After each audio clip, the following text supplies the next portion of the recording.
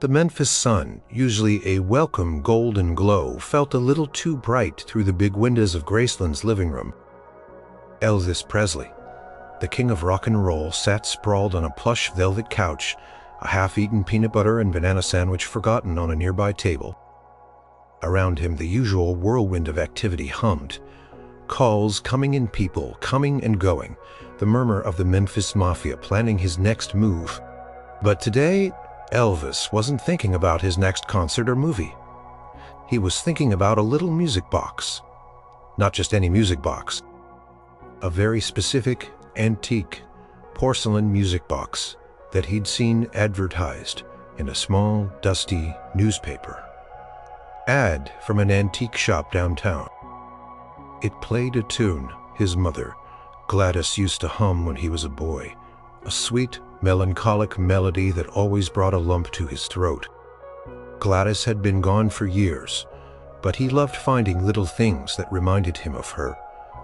Things that brought back that warm, comforting feeling of home. This music box, he just knew, was the perfect gift for Priscilla. A piece of his past woven into their future. But here was the rub. Elvis Presley couldn't just walk into a store, not anymore. The moment his perfectly coiffed hair, his unmistakable smile, or even just that swaggering walk appeared in public chaos. Screaming fans, flashing cameras, autograph hounds. It was a beautiful, overwhelming wave of love. But it made simple tasks like buying a music box utterly impossible. "It's ridiculous, boys," Elvis grumbled, pushing himself up and pacing the room. His silk robe swished around his ankles. A man can't even buy his own wife a present without causing a riot. Red West, his loyal bodyguard and friend since high school, chuckled from his armchair. "Well, you ain't exactly a man anymore. You're the man." "Exactly." Elvis ran a hand through his dark hair, a frustrated sigh escaping him. "And that's the problem. I miss it, you know. Just walking around, seeing things, picking something out with my own two hands, not sending Joe or Charlie to do it." He stopped pacing, an idea slowly forming in his mind, growing from a tiny spark into a roaring fire. His blue eyes, usually warm and gentle, hardened with determination. "I'm going to do it myself." Silence descended on the room. Joe Esposito, another long-time friend and road manager, put down his newspaper, stopped polishing his sunglasses. Even the low hum of the air conditioner seemed to pause. "Do what yourself, Joe asked, a wary tone in his voice. They knew that look. That was the Elvis, is about to do something crazy, but brilliant. "Look, go shopping," Elvis declared, his voice gaining momentum. "Downtown to that antique shop, and nobody is going to recognize me." Red slowly closed his eyes, then opened them again as if hoping the last few seconds had been a dream. "You serious? You seen what happens when you step out the front door without a battalion of guards?" "That's because I always go out as Elvis Presley," the king stated, a triumphant smirk spreading across his face. "This time I'm going out as a regular guy." Clapped his hands together, his mind already racing with possibilities. "We need a disguise, a good one, something nobody would ever connect to the king of rock and roll." The Memphis Mafia exchanged dubious glances. Disguises for Elvis were a running joke. He'd tried them before: a thick mustache that tickled his nose, a hat that kept falling off glasses that made him squint. He was just too Elvis. His charisma, his sheer presence was like a beacon. Sonny suggested, trying to be helpful, though a grin played on his lips. Nobody would expect that. Elvis scrunched up his nose. No fat suit. "I'm trying to be inconspicuous, not like I'm auditioning for a comedy sketch. I'm thinking subtle, understated." He paused, tapping his chin. "A beard? Yes, a bushy beard. And some spectacles, and a hat, a plain hat, and some regular, plain clothes. not a jumpsuit in sight. He beamed as if he just discovered the secret to perpetual motion. "Here," Joe said gently. "Your face is probably the most famous face in the world, and your voice that's even more famous." "Ah, but my voice will be disguised too," Elvis declared, already practicing. He lowered his voice, trying to sound gruff and unmemorable. "Hello, Guvna, just looking for a nice old music box, I am." He slipped into a terrible theatrical British accent. Red snorted, "That sounds like a cartoon character.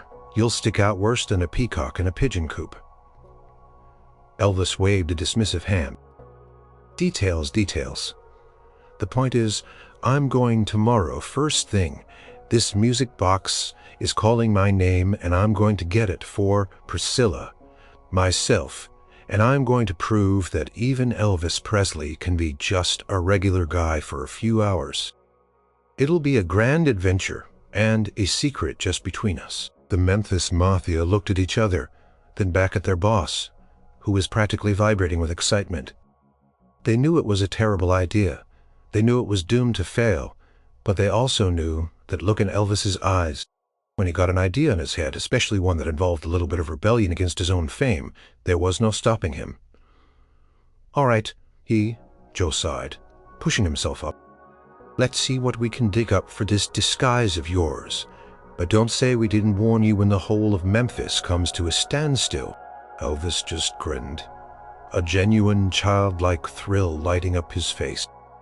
"Nonsense, Joe. Tomorrow the king goes incognito, and nobody will be the wiser." He chuckled to himself, already imagining his triumph. He, Elvis Presley, was about to pull off the greatest disappearing act of his career, or so he thought. The next morning dawned crisp and clear, a perfect day for a clandestine operation. Or so Elvis thought. The Graceland mansion, usually bustling by now, felt oddly quiet, everyone holding their breath for the inevitable. Elvis, meanwhile, was in a small guest bathroom, illuminated by harsh vanity lights, staring critically at his reflection. Joe Esposito stood by the door, arms crossed, trying his best not to laugh. Sonny and Red were just outside, whispering and occasionally peeking in like kids watching a science experiment about to explode. "All right, Joe, what do we have?" Elvis asked, his voice already lower than usual, in attempt at a gravelly, unmemorable tone. Joe held up a variety of items. "We got a few options. E for the beard. There is this one. It's a bit theatrical." He held up a thick, bushy fake beard, the kind you might see on a Santa Claus at a low-budget mall. It was a rather artificial reddish-brown color. Elvis took it, examined it, and held it up to his chin. A bit much, but it covers the chin and the jawline." "Good, we'll trim it down later, make it look more natural." He stuck it on with spirit gun. It felt itchy. Next, Joe produced a pair of thick black-rimmed glasses. "These are prescription-free, just for show." Elvis put them on. They sat a little crooked on his nose, and the lenses magnified his already striking blue eyes, making them look slightly owlish. "Perfect. Makes me look scholarly, like a librarian, or a professor." He tilted his head, admiring the effect. A very well-dressed, intensely Mitchik librarian. Joe muttered under his breath, earning a poke from Sonny. Then came the hat. It was a simple dark fedora pulled low over his brow. It covered most of his iconic pompadour, though a few stray strands of his famous dark hair still managed to escape near his temples.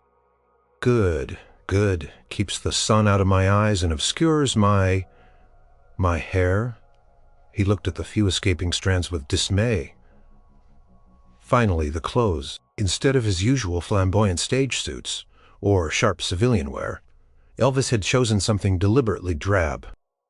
A muted plaid button-down shirt, a plain dark jacket, and a pair of generic brown slacks. They were good quality, of course, because even in disguise, Elvis wouldn't compromise on comfort, but they were as un-Elvis as possible. Even wore a pair of sturdy, plain walking shoes instead of his usual flashy boots. He looked in the mirror, turning from side to side. The fake beard sat stiffly on his face. The glasses made his eyes look enormous, and the hat was pulled so low it cast a shadow over his upper face. "You don't think anyone will recognize me?" Elvis pressed, a hint of childlike eagerness in his voice. Joe hesitated. The beard is a good touch, really changes the facial structure. He focused on the positive, and the glasses, they add an air of mystery. "Exactly," Elvis exclaimed a little too loudly, then remembered his disguised voice and lowered it. "An air of mystery. That's what we're going for. I'm just Mr. Smith from out of town here to visit the site and buy a music box." He cleared his throat. "Now, the voice. We need to work on the voice. Can't be too deep. Can't be too charming, just average." He tried again, mimicking a dull, flat tone. "Excuse me, sir. Just wondering if you have any antique music boxes by any chance." Red snorted from the doorway, unable to hold it in any longer. That sounds like a robot trying to sell encyclopedias." Elvis glared at him. "It's a work in progress. The point is, I'm going to be a completely different person. Nobody will suspect a thing." He gave himself one last critical look in the mirror. He certainly didn't look like Elvis Presley, not the one the world knew. He looked well. He looked like Elvis Presley, in a really bad, clearly fake disguise. But in his mind, he was a master of espionage. "All right," he announced, adjusting the hat. "Let's go. The antique shop isn't far. It's called Timeless Treasures. Remember the ad? It said they had a unique collection of rare musical artifacts. That's where the music box." Turned to leave the bathroom, his posture still a little too confident, his shoulders a little too broad for the unassuming look he was aiming for. Joe stepped forward. "You sure you don't want us to just drive you up to the door and create a diversion?" "No, Joe," Elvis said firmly. "That defeats the purpose. I'm going to walk in like any other customer. Look around, find the music box, pay for it, and walk out. Nobody will be any the wiser. This is about being normal." He strode out of the bathroom, his disguised self moving with a slightly awkward, stiff gait, as if the clothes and beard were a heavy cloak. The Memphis Mafia followed their expressions, a mix of concerned amusement and resigned exasperation. They knew this was going to be a ride, a very public, very spectacular ride. As he walked out the front door of Graceland, leaving his Cadillac in the driveway for once, a feeling of exhilarating freedom surged through him. He was anonymous. He was free. He was just a guy. For now. The real test, he knew, would come with the first interaction. The antique shop, Timeless Treasures, wasn't too far, but Elvis decided a quick detour was in order. He needed a cup of coffee, and he wanted to test his disguise in a low-stakes environment. First, a small local coffee shop seemed perfect. Less crowded than a diner, more casual than a restaurant. He walked with an exaggeratedly casual stride, hands in his pockets, shoulders slumped just a fraction to seem less imposing. The warm Memphis air was pleasant, and for a fleeting moment, he felt a genuine thrill of anonymity. No car following him, no bodyguards forming a protective circle, just him, Mr. Smith, and the quiet hum of the city. Pushed open the door to the daily grind, a cozy coffee shop with the comforting aroma of roasted beans and warm pastries. A few people were scattered at small tables, sipping their drinks, chatting quietly, or reading newspapers. The atmosphere was exactly what he'd hoped for, calm, unassuming. Elvis walked up to the counter, trying to keep his gaze low, focusing on the menu board above the barista's head.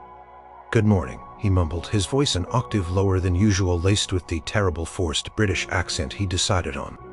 "Could I trouble you for a cup of your finest, black coffee, if you please?"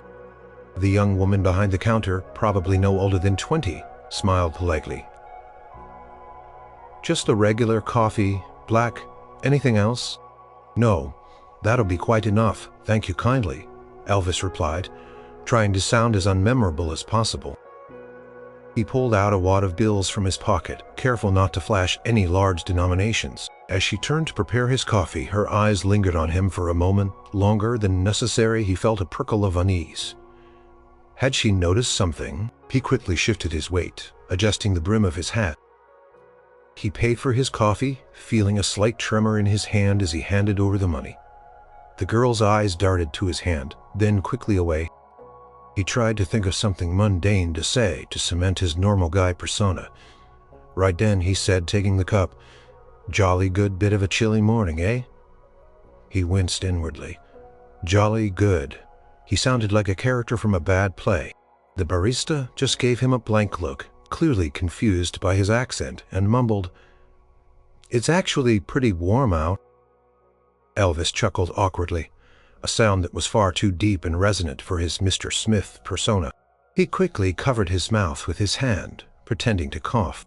He moved to a small, empty table by the window, keeping his back to the wall, and took a hesitant sip of his coffee. It was good. He tried to act natural. He picked up a newspaper from the table next to him, unfolded it, and pretended to read. But his eyes kept darting up, scanning the room. Across the room, an older woman with bright, curious eyes was openly staring at him. He quickly dropped his gaze back to the newspaper. She can't possibly know, he thought. Then a sudden familiar sound broke the coffee shop's quiet. The jukebox in the corner, which had been silent, suddenly burst to life with the opening guitar riff of Heartbreak Hotel. Elvis nearly choked on his coffee, his head snapped up, eyes wide behind thick lenses. He instinctively started to tap his foot under the table, a rhythm that was as ingrained in him as breathing. The older woman across the room smiled slowly, a knowing glint in her eyes. She leaned over to her friend and whispered something, then both of them looked at him and giggled. He froze. Had he hummed? Had he moved his hips even a fraction? He felt a blush creeping up his neck. Quickly stopped tapping his foot, willing himself to be still. Another customer, a young man with a pompadour haircut, surprisingly similar to Elvis's own, walked past his table on the way to the counter. As he passed, he paused, seemingly engrossed in the newspaper Elvis was reading. "Say," the young man said, his voice casual, "that's a mighty fine beard you got there, mister. You remind me of someone." Elvis's breath. "Oh," he managed, trying to keep his voice flat and uninteresting. "Just a bit of a personal style. A bit of a whim, you might say." The young man leaned in a little closer, his eyes twinkling. "Yeah, because if I didn't know any better, and if you weren't dressed like that, I'd say you look an awful lot like the king himself." Elvis's mind raced. Deny it. Deny it completely. The king?" he stammered, making his voice go even higher and more squeaky. "Oh, no, my good man, you must be mistaken. I'm just Mr. Smith from out of town, here to see the sights." He managed a weak, unconvincing smile. The young man just chuckled. "Right, Mr. Smith from out of town. You have a good day, Mr. Smith." He winked, then walked away to the counter, leaving Elvis's sweating, flustered mass behind his newspaper. Could feel the eyes of the entire coffee shop on him now. The whispers had started. The Heartbreak Hotel tune seemed to mock him. His low-stakes test run was failing spectacularly. He gulped down the rest of his coffee, feeling the heat creep up his neck. This was not going as planned, not at all. He had to get out of there. He folded the newspaper, hastily stood up, and tried to make a dignified exit. As he passed the counter, the barista giggled again, covering her mouth with her hand. "Have a nice day, Mr. Presley," she called out, a mischievous grin on her face. Elvis froze, his shoulders slumping. He sighed, a long, defeated sound. There was no point denying it anymore.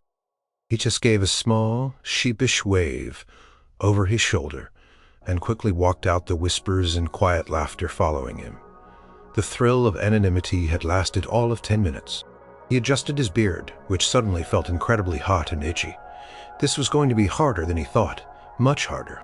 After the daily grind debacle, Elvis felt a new wave of nervous energy. His carefully constructed facade of Mr. Smith had crumbled faster than a stale biscuit. But he couldn't give up, not when the music box was so close. He adjusted his fedora, tugged at the itchy beard, and tried to recompose himself. Think inconspicuous, Elvis. Think boring. He walked the remaining few blocks to Timeless Treasures, the antique shop. It was nestled between a dusty old bookstore and a vibrant flower shop, its windows filled with an intriguing jumble of vintage lamps, ornate mirrors, and tarnished silver. A small hand-painted sign hung crookedly above the door. He took a deep breath, steeling himself. He pulled the fedora lower, hoping to obscure his face further. He tried to walk with a shuffle to seem less like himself. The bell above the door jingled as he pushed it open. The shop was a haven of quiet, filled with the scent of old wood dust and something vaguely floral. Sunlight streamed through the front windows, illuminating motes of dust dancing in the air. Every surface was covered with treasures from antique furniture to delicate porcelain figures. Behind a high, polished wooden counter, a woman was meticulously polishing a brass tea set. She was in her late 50s, with shrewd, kind eyes and a sensible, no-nonsense air. Her dark hair was pulled back in a neat bun, and she wore a practical apron over a plain dress. This was Eleanor Vance, the owner. As he recalled from the newspaper ad, Eleanor looked up as the bell jingled. Her gaze, initially polite, sharpened as it landed on Elvis. Her eyes narrowed slightly, taking in the fedora pulled low, the ill-fitting glasses, and the rather unconvincing beard. She paused, her polishing her hand hovering over the tea set. Elvis, trying to seem like any other browser, avoided direct eye contact. He shuffled his feet, cleared his throat, and mumbled, "Good afternoon." His voice, despite his efforts, came out a little too deep. Eleanor gave him a polite but somewhat suspicious nod. "Good afternoon," she replied, her voice calm and even. "Can I help you find anything specific, sir?" Elvis decided to stick to his British accent. "Ah, yes, I am in fact looking for a rather particular item. A musical box. You see, I believe you advertised one, a porcelain one with a rather unique tune." Eleanor's eyebrows lifted almost imperceptibly. "We have quite a few musical boxes, sir, many of them quite unique." Her eyes, however, seemed to be scanning his face, trying to piece together the puzzle of his appearance. He knew she was onto something. He could feel it. The way she held his gaze, the slight tilt of her head, he started to feel hot again under the fake beard. "Yes, well," he continued, trying to sound knowledgeable. "This one was rather special. Delicate porcelain. Perhaps something featuring, cherubs, or a pastoral scene." He was just guessing now, trying to sound like a genuine connoisseur. Eleanor's lips twitched slightly, as if she were suppressing a smile. "I see. We do have a few like that. They're usually in the display cabinet by the front window. Feel free to browse." She gestured with a graceful hand towards the front of the shop. Elvis nodded stiffly, trying to look absorbed in his surroundings. He wandered towards a display cabinet, pretending to examine a dusty collection of silver thimbles, his heart pounding in his chest. He could feel Eleanor's eyes on him. She hadn't gone back to polishing the tea set. He tried to act naturally, but every movement felt clumsy, exaggerated. He picked up a small, ornate snuff box. Turning it over in his hands, he could hear Eleanor subtly clearing her throat. "Lovely craftsmanship, isn't it?" she said, her voice a little closer than he expected. She had moved from behind the counter and was now slowly approaching him, ostensibly to straighten a shelf of old books. Indeed," Elvis replied, putting the snuff box back a little too quickly. "Remarkable. The attention to detail." "You have a keen eye for quality, sir," Eleanor said, now standing almost directly across from him, her gaze unwavering. "Are you a collector?" "Oh, no," Elvis stammered, his British accent slipping slightly. "Just admiring for a gift, you see, for my dear wife." He tried to conjure an image of a demure, respectable wife back home. "A gift?" Eleanor repeated, a thoughtful expression on her face. "That's lovely. It takes a special kind of person to seek out a unique gift." Her eyes then drifted to his hands, which were now resting on a display case. His fingers, long and elegant, were just a little too distinctive, a little too well manicured for a regular guy. And was that a diamond ring peeking out from under the cuff of his plain jacket? He quickly shoved his hands deeper into his pockets. He was blowing it terribly. He could almost feel the Elvises radiating off him, despite the layers of disguise. Suddenly, a customer entered the shop, a young woman with a baby strapped to her chest. She looked tired, but her eyes brightened as she scanned the shelves. She didn't seem to notice Elvis at first. "Excuse me," she said to Eleanor. "I'm looking for a gift for my grandmother, something sentimental. Do you have anything that plays Love Me Tender?" Elvis froze.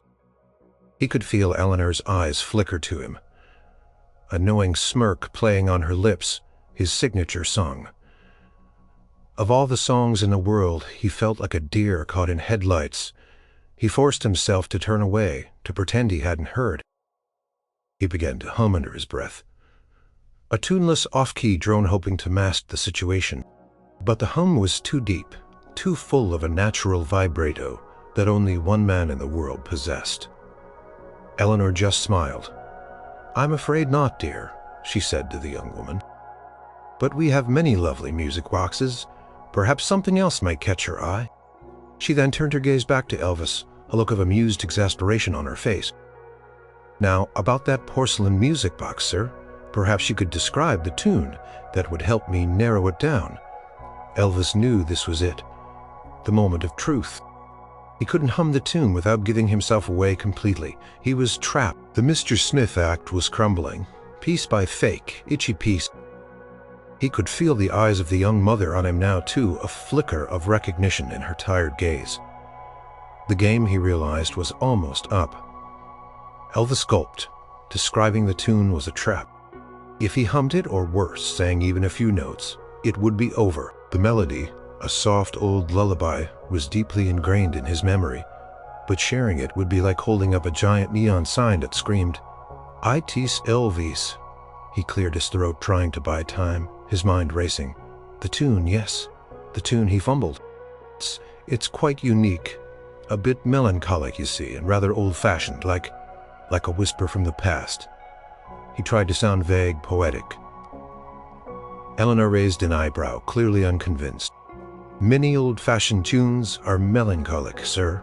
Perhaps something more specific." She was enjoying this, he realized. She knew. He decided to change tactics. "Perhaps I could simply browse," he suggested, trying to sound dismissive, like a customer who valued his privacy.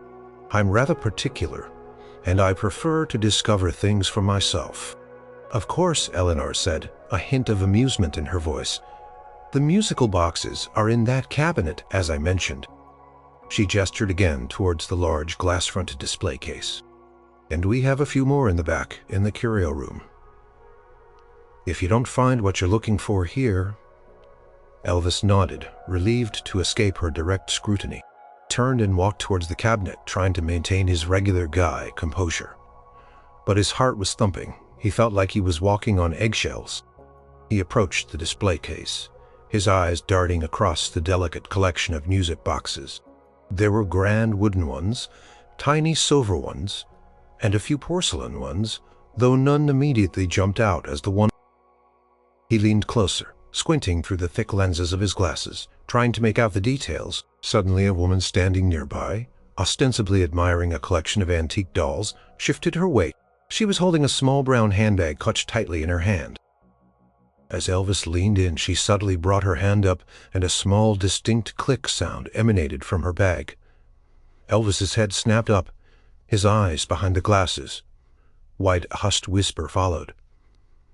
He quickly scanned the room. The woman with the doll looked away quickly, but not before he saw the faint glint of a small, discreet camera lens peeking from her bag. He felt the wave of panic. They were taking pictures, even in his masterful disguise. He ducked his head lower, pretending to examine a particularly dull-looking ceramic teapot. "Excuse me, sir," a voice said beside him. He flinched, almost knocking over a pile of antique books. It was a teenager, maybe 15, standing with his hands in his pockets, trying to look nonchalant. "Are you, by any chance, a fan of, certain kinds of music?" Elvis cleared his throat, trying to sound gruff. "Afraid I'm a man of all tastes, young man, a true connoisseur of sound." He forced out his awful British accent again. The teenager's eyes narrowed. Right? Because, well, you've got a way of standing, and, your hair even under that hat? It looks mighty familiar. Elvis felt a cold dread creep up his spine. He knew it. He knew it was the hair. He'd tried to tuck it all in, but a few rebellious strands always managed to escape. Just the luck of the draw, I suppose, he mumbled, trying to wave them off. Many men have dark hair. The teenager wasn't deterred. He leaned in conspiratorially. My grandpa swore he saw you at the state fair once dressed as a clown, said even then he knew it was you by your hands. Glanced at Elvis's hands, which were now clenched into fists in his pockets. Elvis felt a blush creep up his neck. His hands. He'd forgotten about his hands. They were so expressive, so much a part of his stage presence. He couldn't hide them forever. He quickly moved away from the teenager, feigning interest in a dusty grandfather clock. He could hear the young man whispering excitedly to a friend who had just entered the shop. More people were starting to filter into the store now. It was a slow trickle at first, then a steady stream. They weren't just random customers. Their eyes held a distinct, curious glint. They weren't browsing. They were watching. Whispers started to ripple through the quiet shop. Is that? No, it couldn't be. But look at the way he moves. Elvis felt like a fly under a magnifying glass. He moved from one display case to another, trying to appear engrossed, but his movements were becoming jerky, unnatural. He bumped into a display of delicate crystal glasses, making them clink together dangerously. He quickly steadied them, murmuring an apology to no one in particular. He spotted a porcelain music box in the corner of the cabinet, nestled amongst a collection of porcelain figurines.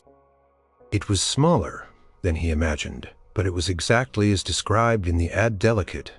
With hand-painted cherubs, this had to be it. He carefully opened the glass door of the cabinet and reached for it. As he did, he instinctively hummed a soft, melodic sound, a quiet, almost subconscious expression of satisfaction. It was the tune of the music box, the one his mother used to hum. A gasp echoed through the shop. Not a loud gasp, but a collective, sudden intake of breath from at least half a dozen people.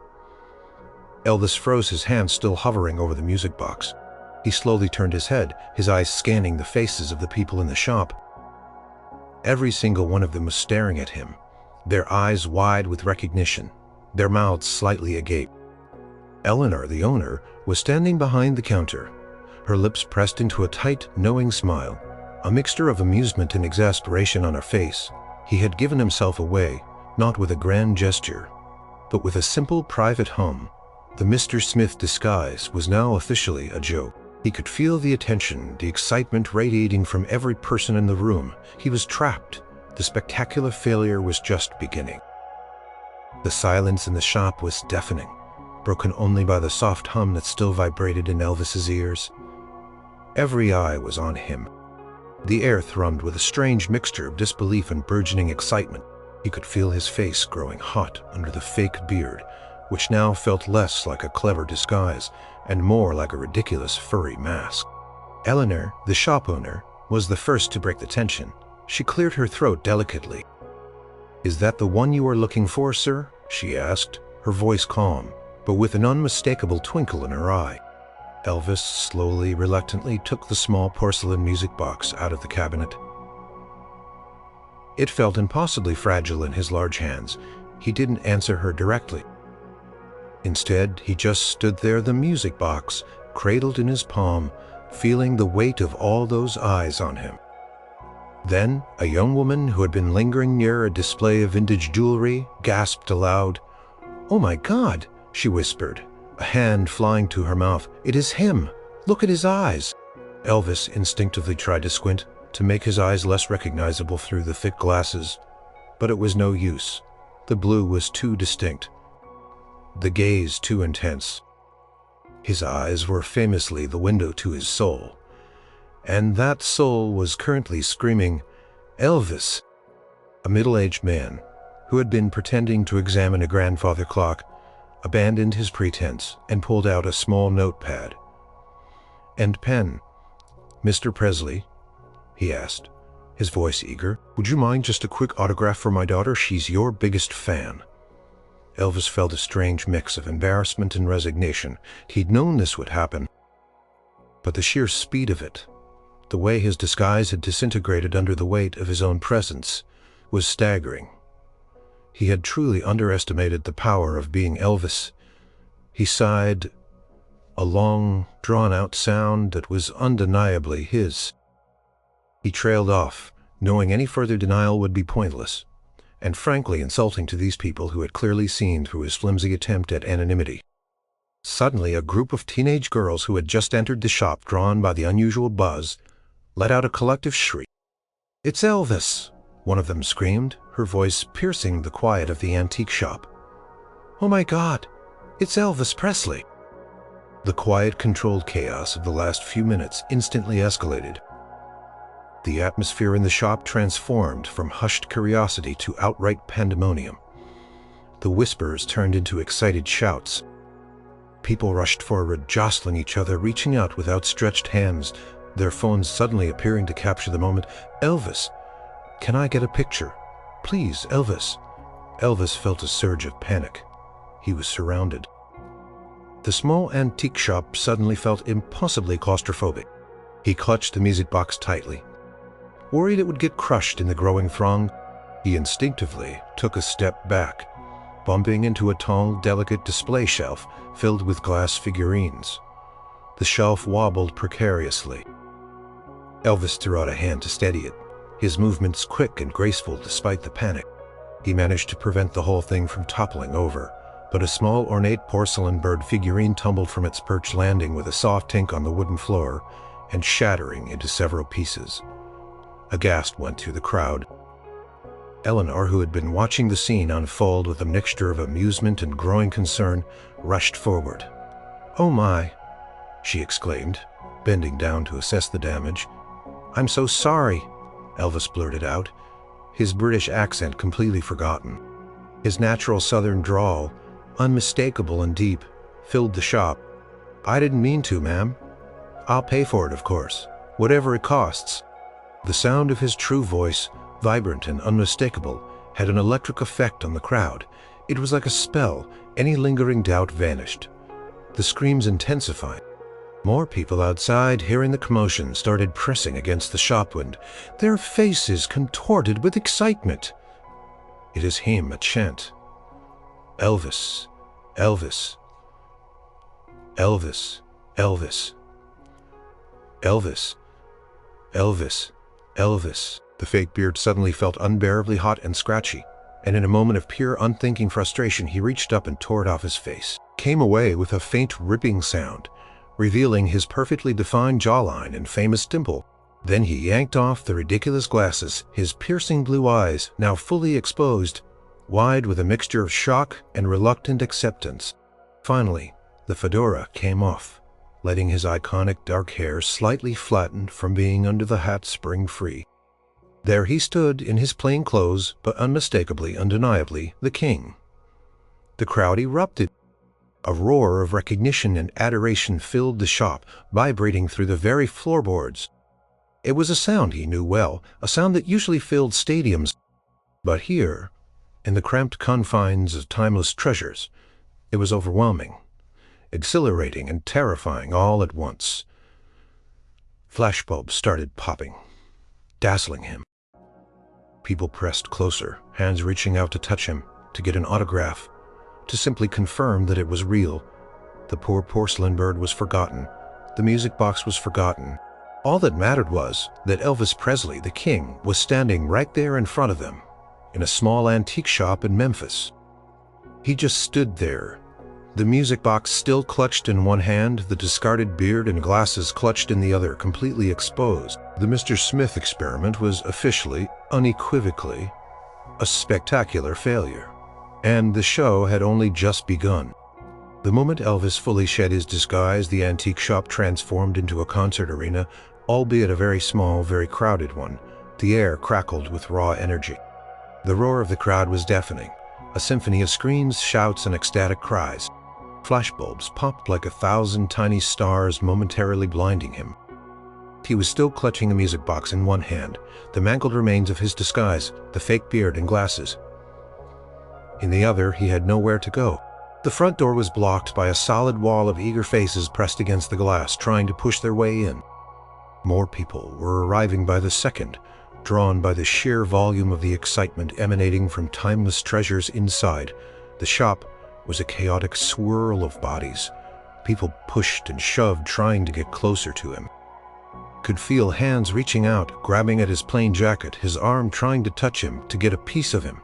"Elvis over here, just one picture. King, you're the best. Are you buying a gift for Priscilla?" Tried to smile, to acknowledge them, but the sheer intensity of the moment was overwhelming. He was used to crowds, of course, but usually they were behind barricades or in a stadium where he had space to move. To perform here, he was completely exposed, trapped in a small space filled with fragile antiques and even more fragile human excitement. Eleanor Vance, the shop owner, had wisely retreated behind her counter, her face a mixture of shock and professional alarm. She picked up the broken pieces of the porcelain bird, her lips pressed into a thin line. Her timeless treasures was no longer a quiet haven of antiquity. It was a mosh pit. "Please, everyone." Elvis tried to shout over the din, but his voice was swallowed by the roar. He held up his free hand, trying to calm them, but it only seemed to incite them further. They surged forward, a tidal wave of adoration. He felt a hand grab his arm, trying to pull him closer. He stumbled back, bumping into a tall display of ceramic vases. He imagined them crashing to the floor, adding to the growing destruction. "My gosh, this is insane," he mumbled to himself, truly flustered. He instinctively put the music box back into the glass display cabinet, hoping it would be safe there. He couldn't risk it getting damaged in this frenzy. Suddenly, a woman directly in front of him, overcome with emotion, burst into tears. "I love you, Elvis," she sobbed, holding out a crumpled autograph book. "I've waited my whole life." Elvis's heart, despite the chaos, melted a little. This was why he did it, pat her arm, a gesture of comfort. But the moment his hand touched hers, the crowd erupted anew. Everyone wanted that touch, that connection. From outside, the wail of sirens could be heard growing louder. The local police, undoubtedly alerted by the unprecedented disturbance, were on their way. "He's here. Elvis is here." The shouts from outside amplified as more and more cars stopped, drivers rubbernecking pedestrians rushing towards the shop. The street was becoming gridlocked. Elvis looked around, but how? He was completely boxed in. His plainclothes, which were supposed to make him invisible, now made him stand out even more amongst the well-dressed fans. A young man, clearly a photographer, pushed his way to the front, camera flashing relentlessly. "Elvis, give us a pose. Just one." Elvis felt a flicker of his showman's self. He was Elvis. He couldn't just stand there like a frightened rabbit. He took a deep breath, trying to channel his stage persona. He straightened his shoulders, pulled himself up to his full height, and gave the crowd his famous dazzling smile. "Hello, Memphis," he boomed, his voice now completely unleashed, finally cutting through the din. The effect was instantaneous. A collective gasp, then an even louder roar of sheer delight. They weren't just seeing him, they were hearing him, hearing the voice that had changed the world. He waved a broad, sweeping gesture that encompassed everyone in the shop. "Well, looks like my little shopping trip went a bit sideways, huh?" He chuckled, his natural charm shining through. Crowd laughed, a mix of genuine amusement and sheer joy. They adored him. They weren't malicious, they were just overwhelmed. Suddenly, the shop door burst open, and Red West, followed by Joe Esposito and Sonny West, pushed their way through the crowd.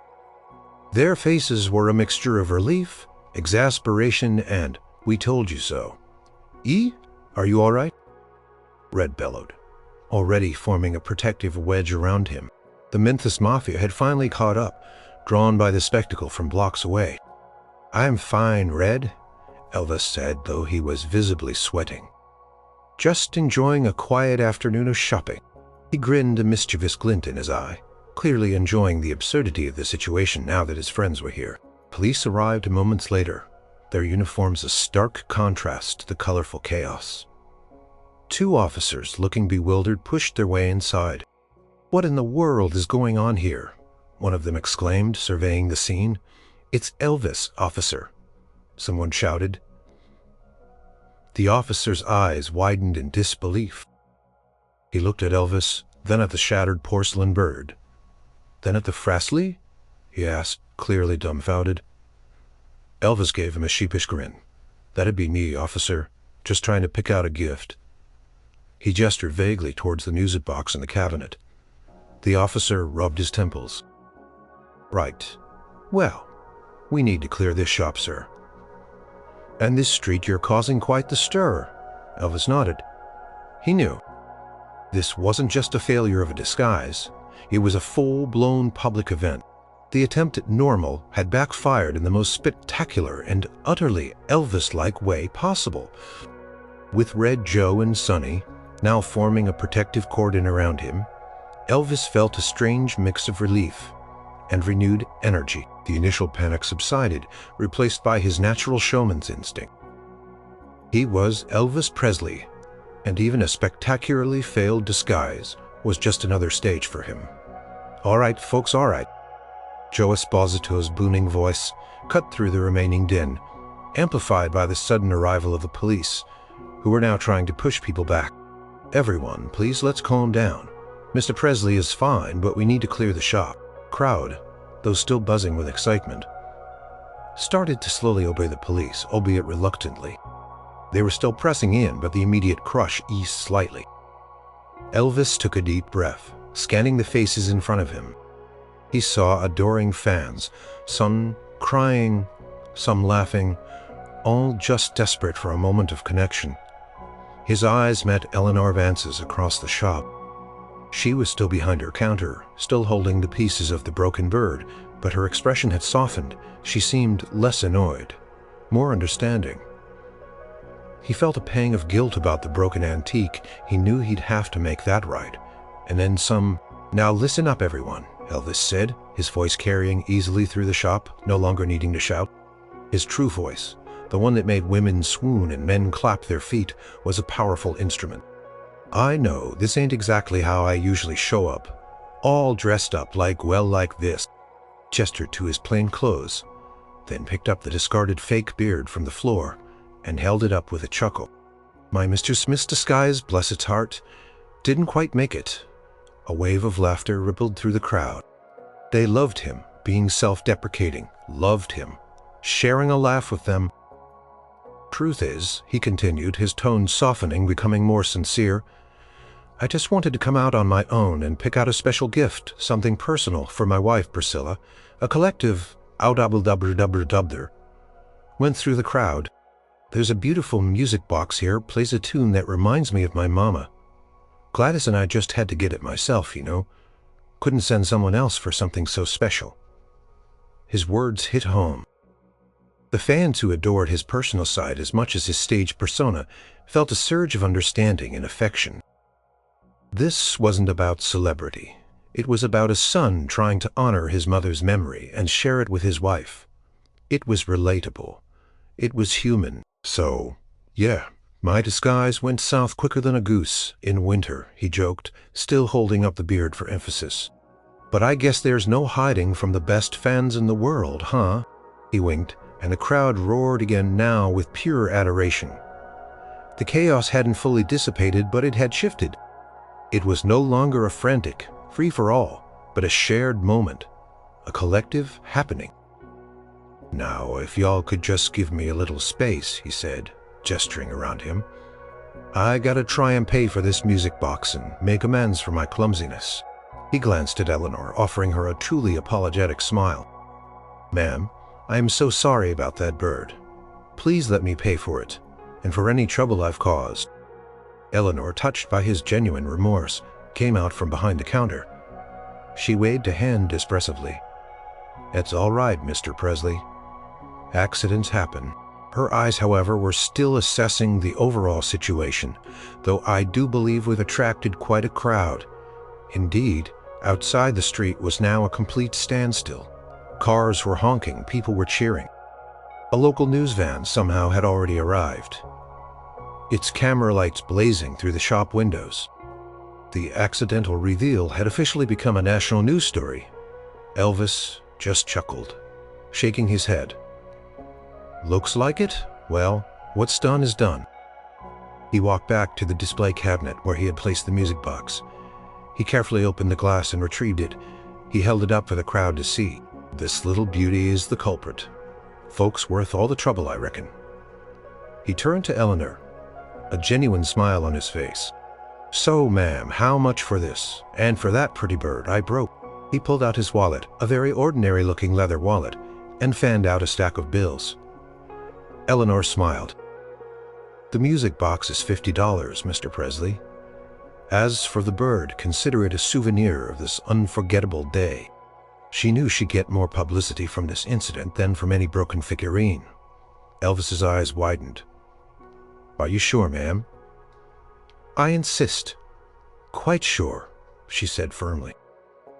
Though perhaps a signed autograph on a piece of my stationery might suffice as a token of goodwill. She pointed to a small pile of business cards on her counter. Elvis laughed, a genuine, hearty laugh that filled the shop. Deal.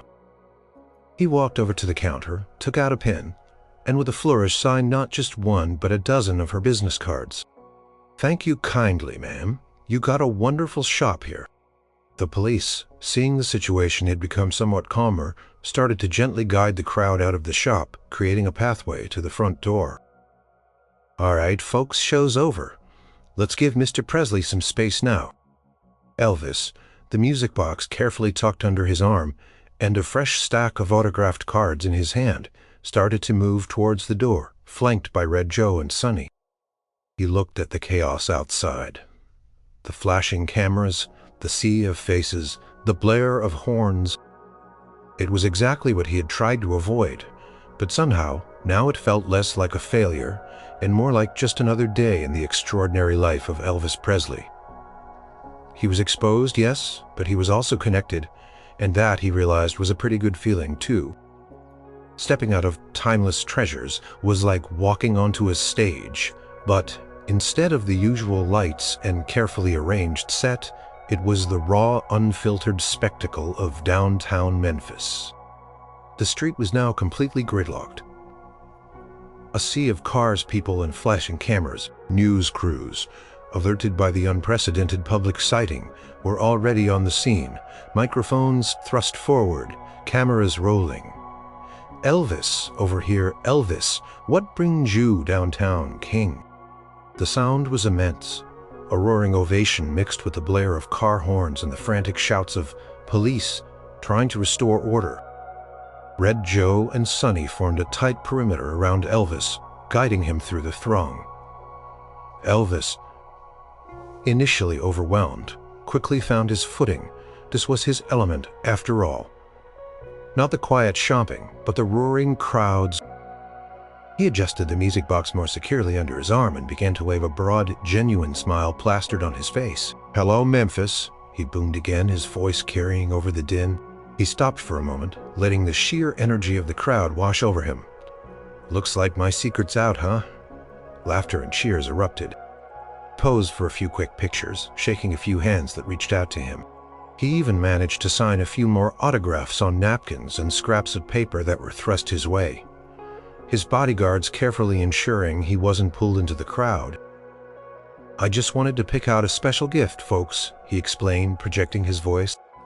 Something for Priscilla, a little music box that plays a tune my mama used to sing. He held up the music box slightly, showing it off. Couldn't send anyone else for something so personal, you know. His words, amplified by the nearby news cameras, spread through the crowd. The collective response was one of heartfelt warmth. They understood, they loved, that he was doing something so simple, so human despite his colossal fame. It made him seem even more real, even more lovable. We love you, Elvis.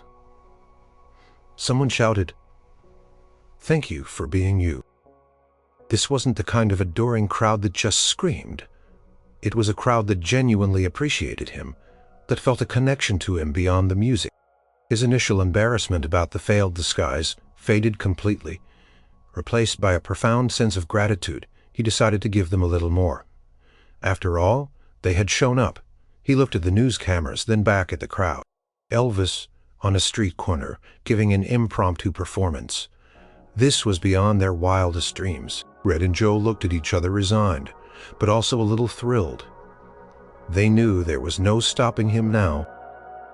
Elvis moved to a slightly clearer spot, took a deep breath, and without any instruments, any band, just his raw, powerful voice, he belted out the opening lines of "Can't Help Falling in Love." Wise men say only fools rush in. His voice was pure magic, rich and soulful, carrying effortlessly over the noise of the city. The crowd went utterly silent, mesmerized. Every single person stopped, captivated by the unexpected intimate serenade. Phones were still recording, but the focus had shifted from snapping pictures to simply listening, soaking in every note. "But I can't help falling in love with you." He sang just one verse, one chorus. It was enough. It was perfect. A raw, emotional connection to his fans right there on the street. When he finished, the silence held for a beat, then erupted into an explosion of cheers, whistles, and applause that seemed to shake the very foundations of the buildings around them. It was louder, more enthusiastic than any stadium concert. It was a moment of purely moved, bowed slightly. "Thank you kindly, Memphis. Y'all are the best fans a fella could ask for." Police, seeing that Elvis had in fact turned the chaos into a moment of pure, heartwarming entertainment, were now actually helping the Memphis Mafia guide him towards a waiting car that Joe had managed to summon. Fans parted, cheering and waving, content with the unexpected gift they had received. As he finally reached the car, he turned back one last time, giving a final wave to the sea of adoring faces. He saw Eleanor Vance standing in the doorway of her shop, watching him. She smiled a warm, knowing smile. He smiled back a sincere look of gratitude. He slid into the back seat, the music box still clutched in his hand, feeling exhilarated and utterly exhausted.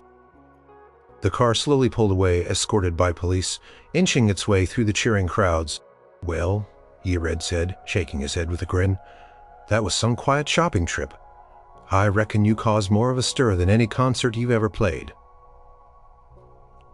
Elvis just leaned back, a contented sigh escaping him. He looked out the window, at the receding faces, the jubilant smiles. "Yeah, Red," he said softly, a thoughtful look in his eyes. "I reckon I did, but you know what? I wouldn't trade it for anything. Not a single second." He finally understood. He couldn't be Mr. Smith. He was Elvis. And sometimes the most spectacular failures could lead to the most heartwarming connections. The ride back to Graceland was a whirlwind of debriefing and laughter. The news was already buzzing with headlines. "Elvis's disguise fails. Spectacularly charms Memphis. The king caught shop him." Joe Esposito was already on the phone, fielding calls from frantic publicists and delighted record executives. Red and Sonny were recounting the details of the infiltration and extraction with exaggerated gestures. Elvis, however, was quiet, lost in thought, the porcelain music box still cradled in his lap. He felt a profound sense of peace mixed with a lingering adrenaline rush. Back at Graceland, the commotion continued, but in a more controlled environment. The Memphis Mafia dispersed to handle the fallout, prepare statements, and to manage the suddenly intensified interest in Elvis's day-to-day life. Elvis headed straight for Priscilla, who was waiting in the living room, a worried expression on her face. She had heard the whispers, seen the early news flashes. "Elvis, are you all right?" She rushed to him, her eyes wide with concern. "What in the world happened? They said you were downtown in a disguise?" She looked at his still slightly disheveled plain clothes, then noticed the music box. Elvis smiled. A genuine tired but deeply happy smile. "I'm more than all right hots to her. I went to get this for you myself."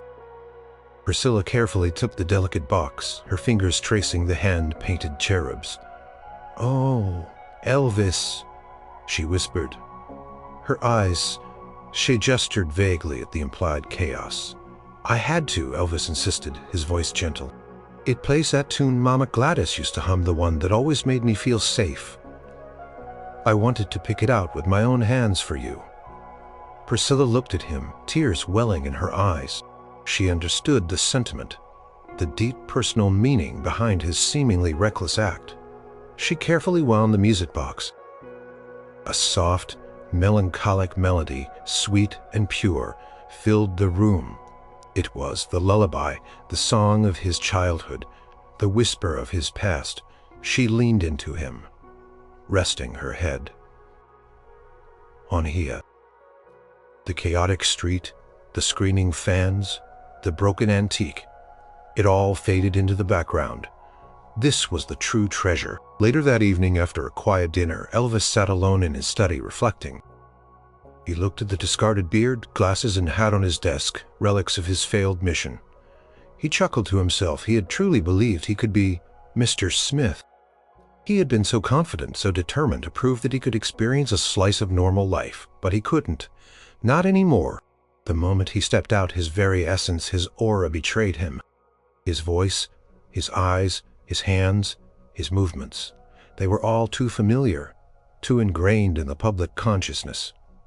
He was Elvis Presley, and there was no hiding from that. And yet, as he thought back to the chaos in the shop, the roar of the crowd, the impromptu serenade, he didn't feel regret. He felt a strange kind of freedom. He had gone into it wanting to escape his fame, to be anonymous. But what he found was something far more profound, a renewed connection to the very people who had given him that fame. He realized that his fans weren't just screaming masses. They were individuals who felt a deep personal bond with him. They wanted to see him, touch him, hear him, because he represented something special in their lives. But perhaps, he mused, normal wasn't what he needed. His life was extraordinary. And with that extraordinary life came an extraordinary connection to millions of people. He couldn't hide from it. He could only embrace it. He smiled, picked up the music box, and wound it again. The gentle melody filled the quiet study, a reminder of the love that had set this whole spectacular failure in motion. He was the king, yes, but he was also just a man, flawed and human, trying to do something simple and heartfelt. And sometimes, in the most spectacular and unexpected ways, those simple, heartfelt intentions could create the most beautiful kind of magic. He knew now that his greatest disguise wasn't a beard or glasses. It was simply being himself, open and honest, in front of the world, and that, he decided, was more than enough.